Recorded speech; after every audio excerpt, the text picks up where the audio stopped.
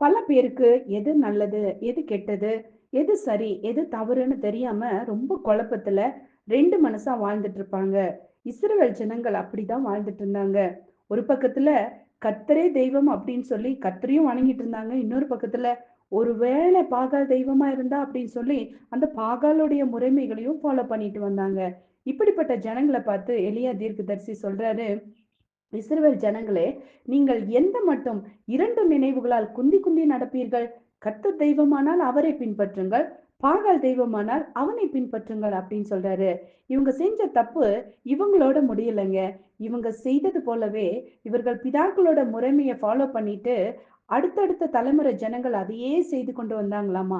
இந்நாள் மட்டும் அந்த முறைமை நீடிக்குதுன்னு வேதம் சொல்லுது. ஆமாங்க. நம்ம செய்யற தப்பு நம்மளோட நிக்கிறது இல்ல.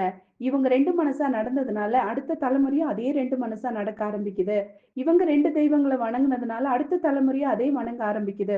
ஒருவேளை இதுவும் தெய்வமா இருக்கலாம், ஒருவேளை அதுவும் தெய்வமா இருக்கலாம்னு சொல்லி குழப்பத்திலேயே அந்த சந்ததி, பின் சந்ததிகள் அப்படியே வாழ்ந்துட்டு வந்தாங்க. இன்னைக்கு நம்ம செய்ற தப்பு நம்மளோட நிக்கிறது இல்லங்க. நம்ம ஒரு குழப்பமான சந்ததிய உருவாக்குறதுக்காக ஆண்டவர் நம்மள தெரிந்து கொள்ளல.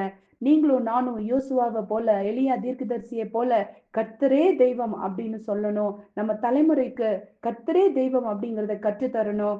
யோசுவா சொல்றாரு, நானும் என் வீட்டாருமோ வென்றால் கர்த்தரையே சேவிப்போம் அப்படின்னு சவால் விடுறாரு.